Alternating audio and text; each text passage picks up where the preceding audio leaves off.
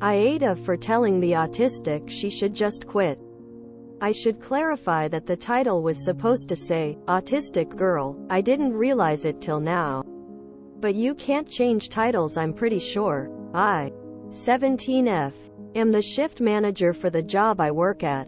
And I'm only the shift manager because I've been here for 2 years and I get stuff done. The basics of our job is that you get to choose your shifts a week prior, and it's almost always busy from 4:30 to 8 p.m. Recently a new employee joined about 2 weeks ago.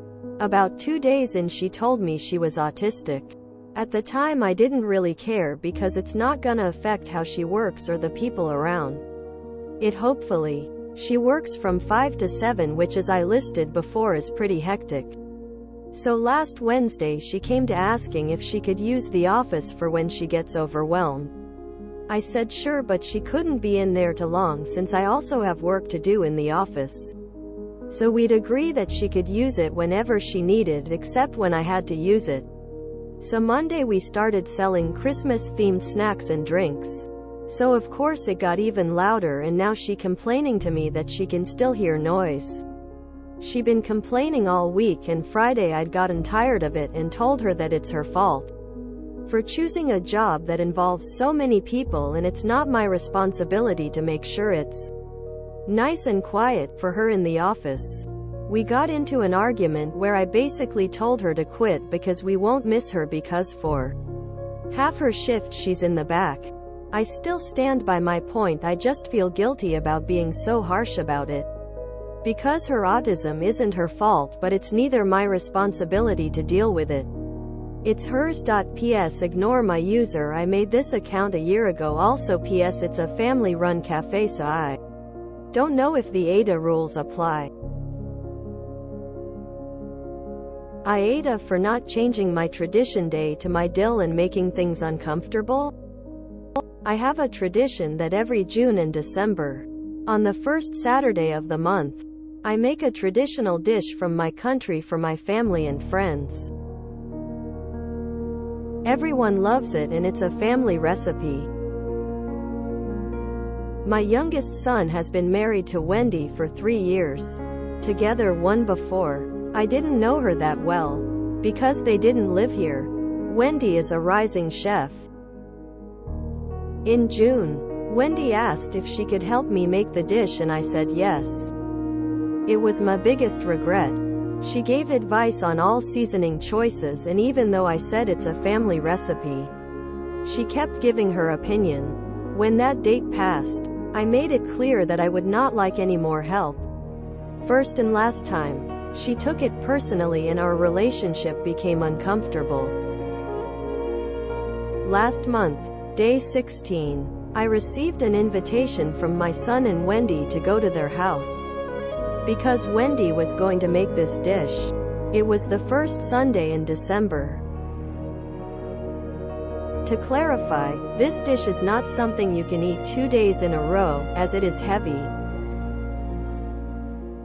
Some sent me a message asking if mine would still happen. They know it's always the first Saturday. And I confirmed. On the 20th, I sent the formal invitation by message. My son called as soon as he received it, asking if it would be on the first Saturday, and I confirmed, and he started saying that people can't eat 2 days in a row and if I couldn't leave it for another week.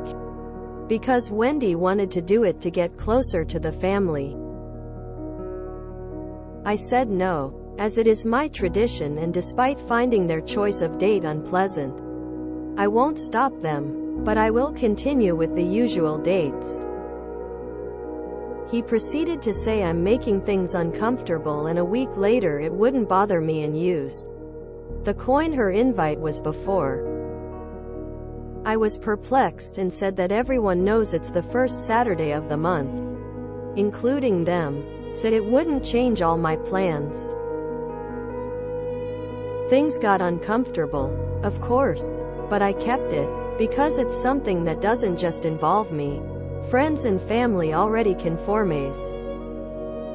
There was a party on Saturday with family, friends.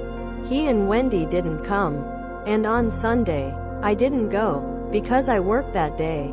Many didn't come and those who did, few ate the food, because they couldn't eat twice. During the week, my son sent a message asking if it was worth it to have done that and upset her, because it spoiled this moment that she wanted to have with our family. He stressed that I could have been the best person, but I preferred not to be. I don't think this attack is very fair, but I wanted an outside opinion. It was the best date for all of my family and friends in December as they get together before the festivities. For me too, tradition that has been going on for 10 years. AITA?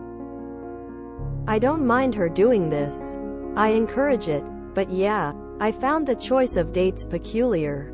6 months in the year and any weekend, and she chose the only weekend that I always do something to. Do the same.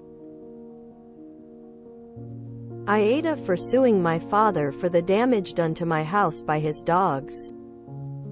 My F31 mom passed away last year. My dad, 56, married a woman, 37, with a son, 16. About 6 months later. I think that the age difference is a bit much, but she is nearly 40, so it's not like he's robbing the cradle. Whenever my parents went away, I would always watch their dogs. They weren't the dogs that I grew up with, but they are good puppies. My mom would always call and let me know well in advance that they were going away. I would make sure that either myself or my boyfriend would be around pretty quick after the pups got dropped off. They could behave themselves for a few hours and I would leave water out for them. I do not have any pets myself. My work can involve travel and my boyfriend works out of town for 2 weeks and then has 2 weeks off. Well, my dad and his new wife decided to go on a trip. But since it was never his responsibility, he didn't call. I was out of town. My boyfriend was working. My dad has a key to my house for emergencies and dropping off the dogs. My neighbor called me a day later about the dogs howling in my house to see if everything was okay. I called my dad and he told me that he didn't know I was out of town. I said that if he didn't come get them, I was calling animal control. So he had his new stepson come to my house to get the dogs.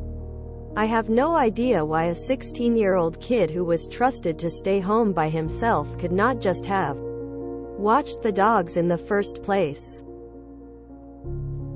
When I got home, I found a disaster area. Dog crap and piss everywhere.